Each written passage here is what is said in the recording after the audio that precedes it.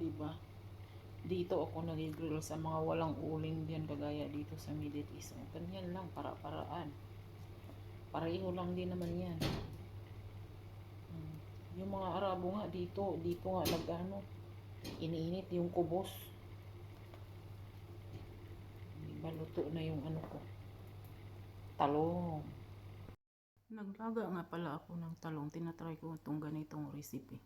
Nilalaga ko lang yung talong, tapos nagigisa ako ng tuna, nilalagyan ko ng sibuyas at saka ano ba yun, onion, bell pepper, saka black pepper. Tapos ginigisa ko, ayan. Tapos nang nalaga na yung talong, nilalagay ko na dyan sa gitna at hiniwa-hiwa ko lang yun, ayun na.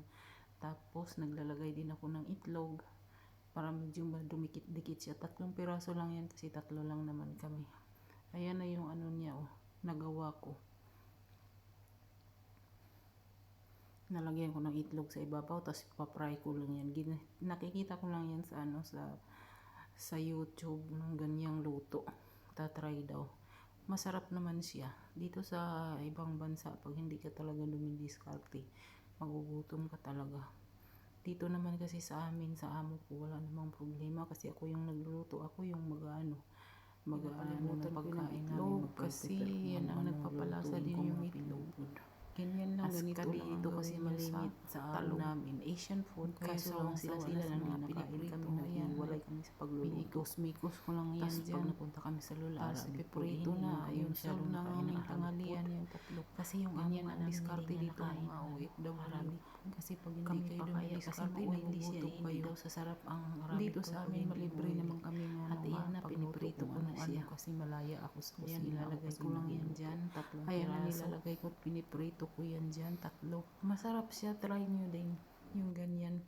Lalaga yung talong, tapos hiwain na lang yan, mag-isa lang ng tuna. Baliktarin para hindi siya maduro. Tapos tinatimplahan ko ng magic sarap. May isa-isabaw dito sa grocery. Ganito lang ang gawin sa grocery yan po yun na walang ano. May maraming Pinoy food binibenta din pagkain. Kaya ayan, nakakuha ko ng magic sarap. Masarap siya yung ganyang luto.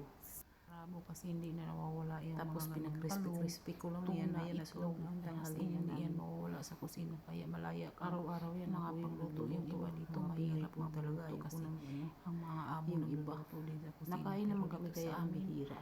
Ako yung pagluto, yung tinatawag amo ng biryani, artista, yan po sa kusina. Lalo yung ano, laham, ano ba yun, karuf, ano, sheep pala yun sa English. Hindi kami nakain, malangsa, maanggo, parang kambing. Mga konti lang nakakain ng mga Pinay dito na ano, sheep na karne. Ayan na, binabaliktad ko na siya. Sa pagbabaliktad, dahan-dahan lang, ayan na siya, oh. Hindi naman siya nadudurog, hindi rin nawawasak. Ganyan lang yan. Masarap, oh. Kaya kailangan lang kasing dahan-dahan, oh, na crispy na yung likuran niya, yung harapan naman. As in, masarap siya pala. Try nyo din yung ano, nilagang talong nilalagyan ng tuna. Dahan-dahan lang sa dahan-dahan lang sa piprito. Ayun, binabaliktad ko na, hinintay ko lang yan na maluto yung mga crispy. As in, talagang masarap yan, oh. Yan, ginaganon-ganon ko pa yan. Pag hindi ka kasi dito dumidiskarte sa ibang bansa, wala, magugutom ka. Kakain ka lang din naman ng matsubos, biryani. Buti dito, ano, ako yung tagaluto. Dati kasi yung Sri Lanka, tagaluto na namin, no choice talaga kami, kain ka ng Arabic food. Ayan na siya, nung nabaliktad ko, ganyan na yung quality niya, masarap siya. Tapos yung iba niyan, sinasalad ko yung eggplant.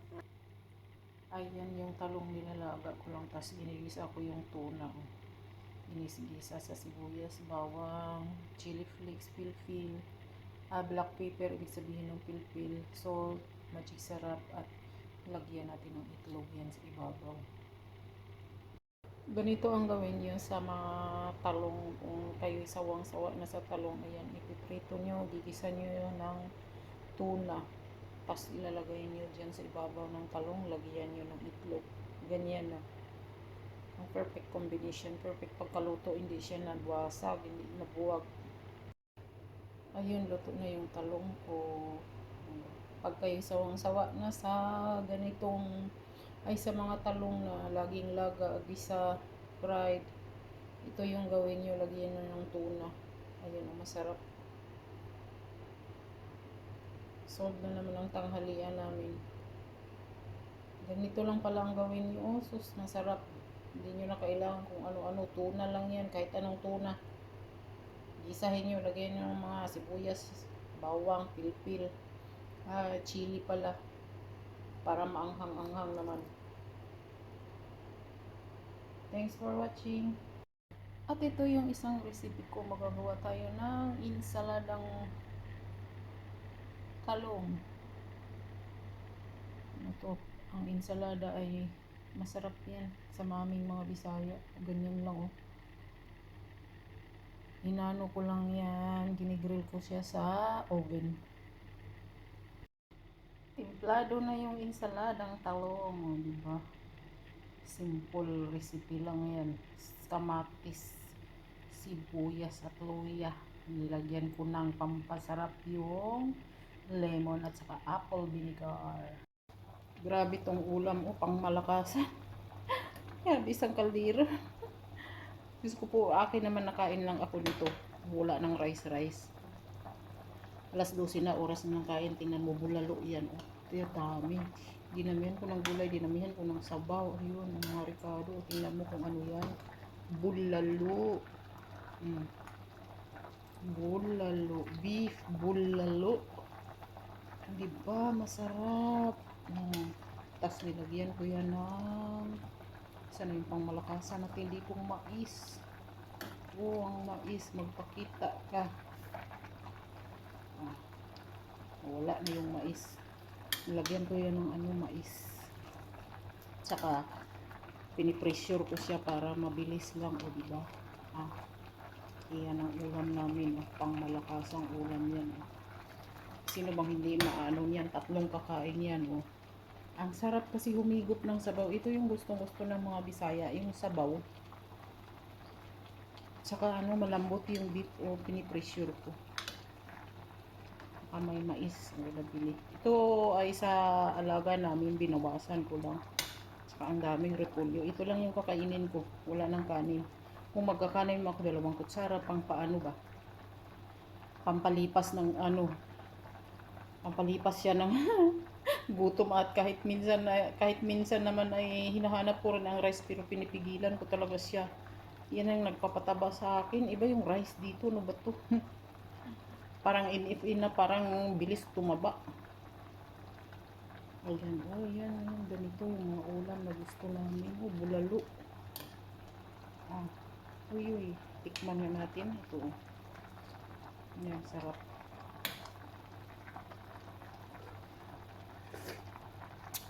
Sarap, ang sarap ng timpla. Taba pala yun ng baka na kain ko.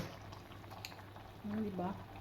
Ganito talaga pag OFW. Ako talaga madiskarte ko pagdating sa pagkain. Kasi dito malimit kinakain lagi. Manok.